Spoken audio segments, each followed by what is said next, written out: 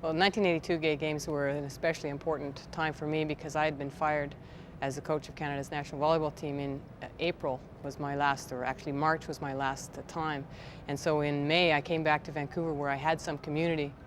and I was really looking to get back into the gay and lesbian community and frankly to get out of the sport community. So when I found out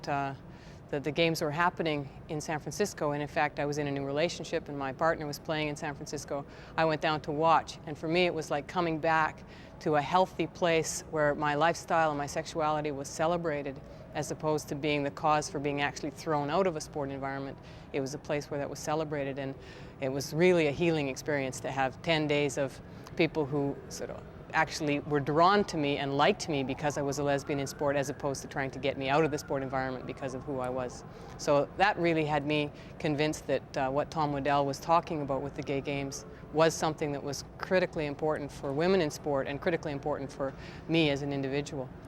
So when I came back to Vancouver, virtually I stayed out of the sport environment and got more involved in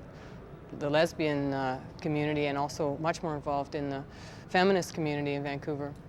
and basically worked on women's issues for 2 or 3 years. And in 1985, Richard Dobson and Barry McDowell approached me to help put together a bid to bring the 1990 Games to Vancouver. By that time, I was planning to attend the 1986 Games, and I said I'd be happy to help bring the Games to Vancouver, and I'm glad that that's what we managed to do.